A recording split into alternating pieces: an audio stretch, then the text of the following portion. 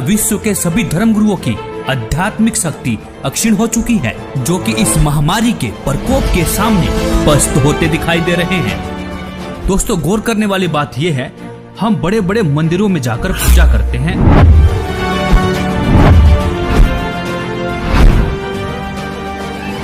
मस्जिदों में जाते हैं, तीर्थ व्रत उपवास करते हैं, धर्मगुरुओं से दीक्षा लेकर भक्ति भी करते हैं।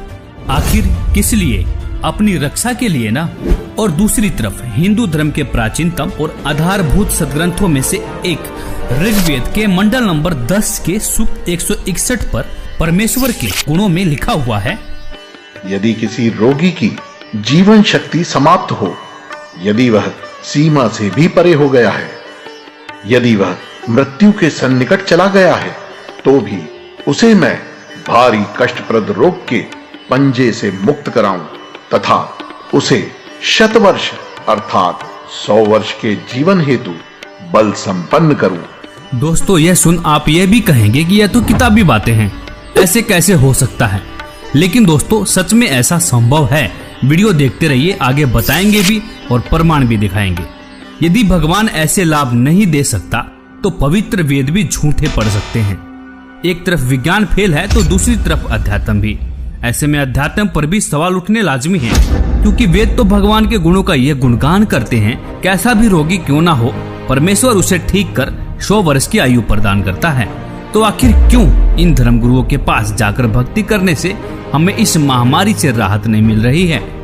क्या यह धर्मगुरु आपके अनमोल जीवन के साथ खिलवाड़ कर रहे हैं? क्या इनके पास कोई आध्यात्मिक समाधान नहीं है जो जनता के कल्याण के लिए सामने नहीं आ रहे हैं? एक सच्चे संत की पहचान तो संकट के समय ही होती है, क्योंकि प्राचीन समय में जब राजा और प्रजा पर संकट आता था, तब संतों की कृपा से ही समाधान हुआ करता था। परमेश्वर की भक्ति तो निरोगी काया और सुख शांति के लिए की जाती है। और इसी संदर्भ में कबीर परमेश्वर जी ने भी कहा है कि संत शरण में आने से आई टले भला, जय भाग्य में मृत्यु हो तो कांटे में टल जा। मतलब यदि मृत्यु भी होनी हो, कांटे जैसे दुख में मृत्यु टल जाएगी। दोस्तों, ऋग्वेद से साबित हुआ कि परमेश्वर की शक्ति के सामने विज्ञान शून्य है, क्योंकि जिस परमेश्वर ने मानव को बना चलाया, क्या उसे स्वस्थ करने में समय लगेगा? नहीं ना। दोस्तों, ऐसे में इस बात को भी दरकिनार नहीं करना चाहिए कि इस संकट की घड़ी में हमारे आध्यात्मिक धर्मगुरु क्या रोल अदा कर रहे हैं। कोई भी धर्मगुरु सामने आकर यह विश्वास नहीं दिला पा रहे हैं कि मानव जाति पर मंडरा रहे महासंकट से किस प्रकार से बचा सकते हैं। और दूसरी तरफ एक संत के शिष्य माननीय प्रधानमंत्री जी को लाखों पत्र लिखते हैं, लाखों ईमेल करते हैं। माननीय प्रधानमंत्री महोदय, भारत सरकार, मान्यवर, आप जी से हम संत रामपाल जी महाराज जी के लाखों अनुयायी आप जी के द्वारा मांगे गए सुझाव का सम्मान करते हैं। हमारी आप व आपकी सरकार से विनम्र प्रार्थना है, हम आप सभी से यह आग्रह करना चाहते हैं कि रामपाल जी महाराज इस विश्व में एकमात्र संत हैं जो शास्त्रानुकूल भक्ति विधि देकर लाखों करोड़ों परिवारों को कई प्रकार से दैहिक, दैविक, भौतिक तापों से राहत दिला चुके हैं। ऐसी आध्यात्मिक शक्तियों से परिपूर्ण संत जो कि बेकसूर हैं, उनको जेल में रखा गया है। बावजूद इसके यदि आप अपने मंत्रिमंडल के साथ उनके पास जाकर इस महामारी से बचाव हेतु अपनी प्रार्थना लेकर जाएं, तो हम ये पूर्ण विश्वास के साथ जानते हैं, क्योंकि संत परोपकारी व परमार्थी होते हैं, हमें यह पूर्ण विश्वास है कि वे अपनी दया दृष्टि पूरे विश्व पर बरसाकर इस समस्या से निजात दिला सकते हैं। आशा है इस एकमात्र बचाव के तरीके पर आप जी अमल अवश्य करेंगे। सत साहिब। और ट्विटर पर भी ट्रेंड करके पूरी दुनिया को विश्वास दिला रहे हैं कि सिर्फ और सिर्फ एकमात्र संत हैं जो मानव जाति को महासंकट से निजात दिला सकते हैं। वो संत कोई और नहीं, संत रामपाल जी महाराज हैं। यह सुन इस वीडियो को स्किप मत करना, जरा रुकिए, आपको विश्वास दिलाने के लिए कुछ जीते जागते प्रमाण पेश कर रहा हूँ, जिन्होंने संत रामपाल जी द्वारा बताई गई शास्त्र अनुकूल भक्ति की और परमेश्वर ने उनकी मृत्यु को भी टाल दिया। दोस्तों आज तक सिर्फ हमने सुना ही था कि परमेश्वर अंधे को आंख, कोढ़ी को काया, निर्धन को माया और बाज को पुत्र देता है, लेकिन यह अनसुना सत्य वर्तमान में सत्य साबित हो रहा है। दोस्तों ऐसे ऐसे एक नहीं, दो नहीं, हजारों प्रमाण ऐसे हैं जो संत रामपाल जी के अनुयायियों के जीवन में आप देख सकते हैं। मुर्दा बच्चा जीवित हुआ। जब मैं मजदूरी पे चला गया तो पीछे से उसकी मृत्यु हो गई जी, लड़के की। 1.5 साल का लड़का था दास का, और उसकी मृत्यु हो गई। जब घर आके जब मैंने देखा जी, उसकी स्थिति देखी तो हाहाकार मच रही थी। आस पड़ोस वाले भी इकट्ठे हुए, सभी ऐसे अफसोस मना रहे थे। वो बच्चे की लाश लेकर मैं गया जी, गांव का डॉक्टर है, डॉक्टर ने चेक किया जी उसको और कहता कि इसको घर में ले जाए, इसमें श्वास नहीं है। और मैं घर में आते आते ऐसे रखा बच्चे को, तो मैंने गुरुजी से अरदास लगाई घर में ही जी, और मैंने कहा कि हे परमात्मा, जब आप मेरी आजू बढ़ा सकते हो, मेरे रोग, ये कैंसर तक का रोग ठीक कर सकते हो मालिक, इसकी भी रक्षा करो दाता, इसकी भी आजू बढ़ाओ। हे परमात्मा, मेरे सतगुरुदेव ने तेरी दया करी मेरे, मैं कुछ इतने लाभ दिए मैं बता नहीं सकता आपको, इतने लाभ दिए मेरे को इस भगवान के, मैं धन्यवाद करता हूँ इस भगवान का। मेरे बच्चे की आजू बढ़ाई, उसी तरह हम जिंदा हो गया जी गांव के सामने। सभी देख रहे, जितने मेरे को गालियां देते थे उस गांव में, वो कहने लगे कि आपके सन में बहुत शक्ति है, वो पूर्ण सन। आज मेरे गुरुजी की कोई निंदा नहीं करता मेरे गांव में। मेरे को इतने लाभ हुए जी, मेरे कैंसर का रोग ठीक किया, मेरी आजू बढ़ाई मेरे परमात्मा ने। और घर में ऐसा होता था जी, हमारे खाने को आटा नहीं होता था और हम मांग मांग के खाते थे, काम भी करते थे, फिर भी बीमारी के कारण हमको मांग के खाना पड़ता था। जब से मैंने नाम लिया, मालिक ने बहुत सुख दिया। दे दिया डॉक्टर ने जवाब, फिर कैसे ठीक हुआ बिना दवाई के ला इलाज कैंसर? बोले ये बीमारी ठीक होगी, ये कैंसर है, इसको हम ऑपरेशन नहीं कर पाएंगे और ये और बढ़ जाएगा। जी क्या ये कह रहे हैं कि संत रामपाल जी की भक्ति करने के बाद ये फोड़ा अपने आप फूट गया, अपने आप ठीक हो गया, अपने आप ही इसी से ले ली, ये सब अपने आप हुआ है? कुछ ऑपरेशन वगैरह डॉक्टर ने? कोई एक पैसे की दवा नहीं करा, आप यार ठीक है। और कति ज्ञान सुनकर समर्पित हो जाओगे तो आपकी कैंसर का बाप भी ठीक हो जा। भगवान किसे कहते हैं? वाह भाई वाह।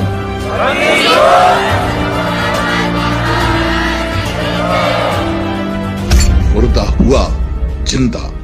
पत्नी के भाई थे, उन्होंने बताया कि आपको तो डेड बॉडी हो गई थी। जिस समय डेड बॉडी, उस समय पूरे हॉस्पिटल में मतलब ये विषय का रहा कि वो ख़त्म हो चुका, और हर जगह मतलब ये बता दिया गया कुलवंत दास जी मृत्यु घोषित हो गया। मेरे घर में भी आना जाना, रोना धोना हो गया था। ठीक 1 घंटे बाद जब मुझे पूरी तरह होश आया तो फिर मैंने अपनी राम कथा सुनाई कि मुझे उस वक्त ऐसा महसूस किया कि हकीकत में ये हुआ कि 3 दूत आए और मेरे प्राण लेकर सबसे पहले मुझे गणेश जी, ब्रह्मा जी, विष्णु जी, शिव जी तथा माँ दुर्गा देवी के लोकों से पार लेते हुए काफ़ी दूर ले गए। आखिर में मैं जाता हूँ, आखिर जब मंजिल पे पहुँचता हूँ, ऐसा मुझे महसूस हुआ ये सतलोक, मिनी सतलोक ही है। तो वहाँ गुरु रामपाल जी महाराज जी एक सामने खड़े थे। मैंने जब देखा तो उन्होंने मुझसे कहा, बेटा की भक्ति अधूरी है, तो आपको मैं एक मौका और भक्ति का देता हूँ, आप अपना जीवन सफल हो जाएगा। उसी वक्त गुरु संत रामपाल जी महाराज जी ने कबीर का रूप दिखाया। उसके बाद मुझे वहाँ से तीनों यमदूतों ने वहाँ से एक धक्का दिया, और धक्का देने के बाद मैं जब यहाँ से आंखें खुली तो मैं एकदम अपने आप को देखा, मैं पसीन से तर हो गया। तो मेरे पूरे पीठ पे नीले निशान पड़े थे। दुर्घटना में मौत, जीवित किया। बड़ा लड़का था मनोज नाम का, उसका मेरा बल्लमगढ़ में आके एक्सीडेंट हुआ शाम को 7 बजे। जब भी लड़के को ऐसे लिटा दिए, मेरे सर पे से चादर उतार दिए, सोल उतार कर उसको ढक दिए और अंगूठे दोनों बांध दिए लड़के के, जैसे संसारे में बांधते हैं। बांधने के बाद हम फिर मैं संत रामपाल जी महाराज से प्रार्थना लगाई, हे मालिक, मैं जय गुरुदेव की भक्ति से गई थी, पति को खो के गई थी, मैं पति खत्म हो गए थे, उसके बाद में आपकी भक्ति ली थी, ये होने वाला था, तो आप इसकी शादी क्यों की? फिर बहू ने फ़ोन मिलाया कि आप कहाँ पे हो? मैं बोली हम ठीक हैं, हम कहाँ पे नहीं हैं, तू घबराए मत। तो बहू बोली नहीं, कुछ ना कुछ बात तो हो गई है, मेरे को क्यों छुपा रहे हो मेरे से, मेरे वीडियो कॉलिंग पे बात करवाओ।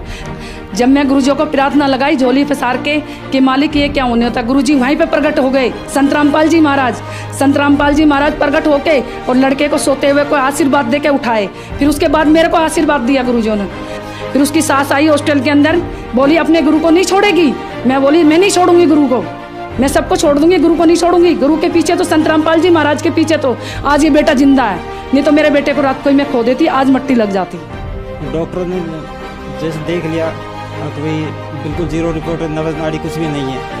उसके बाद में सुमिरन जैसे संत रामपाल जी महाराज से अर्जी लगवाई तो इनको होश आया, तो डॉक्टर भी एकदम से अचंभित रह गए कि ये क्या चमत्कार है। एक तो रिपोर्ट 0-0 बता रही है और एक इनको आधे घंटे में ही होश आ गया, ये तो बहुत बड़ा चमत्कार है। तो चमत्कार को देख के सारे डॉक्टर सारे अचंभित रह गए कि ये तो कोई बहुत बड़ा चमत्कार है। तो ये संत रामपाल जी महाराज का चमत्कार है जो कि हम सतभक्ति करते हैं। और इन्होंने जीवन दान दिया, एक मौत के मुंह में से निकाला इनको, रुपेश दास जी को। क्या नाम है बहन जी आपका? कमला दासी है जी। मेरे घर वाले को 2014 में 10 अक्टूबर को पैरालाइज का अटैक पड़ गया था, बिल्कुल खत्म हो गए थे। तो बेटे के याद आई कि सतलोक आश्रम फोन मिलाऊं। जब फोन मिला तो किसी भगत ने फोन उठाया वहाँ से, उन्होंने कहा बेटे ने, मेरे ने रोते रोते बड़े बेटे ने, कि भगत जी बात करा दो परमात्मा से, मेरे पापा खत्म हो चुके हैं पैरालाइज का अटैक पड़ के। तो भगत जी परमात्मा से बात कराई, परमात्मा ने कहा बेटे बंदी छोड़ दया करेंगे, दंडवत करके अमृत जल और प्रसाद दे रहे। तो भगत जी मालिक ने इतनी दया करी, संत रामपाल महाराज जी ने, इतने बेटे का फोन भी नहीं कटा। इतने तो मेरे घर वाले ने यूँ कह दिया बेटे मैं बाथरूम करने जाऊँगा। बाथरूम करके भगत जी गली में टहल के आया, गली से टहल के घूम घाम के फिर घर में आया। परमात्मा ने इतनी दया करी, हमारे पूरे घर में रोआ राहट मच गया था, खत्म हो चुके थे, बिल्कुल एक मिट्टी पड़ी थी घर में। इतनी दया करी मालिक ने, मैं आपसे बता नहीं सकते, हमारा सारा कुनबा रोआ राहट मच गया था घर में। उसके बाद भगत जी सुबह गए सतलोक आश्रम, तो परमात्मा दर्शन देने आते हैं, सर पे हाथ रख के कहते हैं कौन मरा है? अभी नहीं मरा है, भक्ति कर बेटे दब के। उसके बाद सर जी आपको क्या बताऊं, इतनी दूर बेटा खड़ा था, उससे कहा भक्ति कर बेटे कौन मरे तेरा बाप।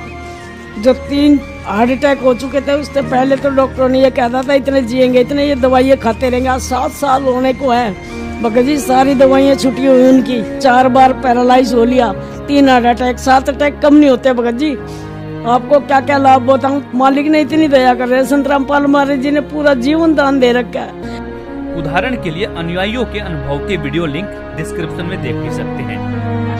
आप भी दुखों से छुटकारा पाना चाहते हैं तो आज ही बुक करें निःशुल्क पुस्तक ज्ञान गंगा। ज्ञान गंगा पुस्तक निःशुल्क मंगवाने के लिए अपना पूरा पता पिन कोड के साथ हमें लिखकर भेजें। हमारा व्हाट्सएप नंबर है 9992600893।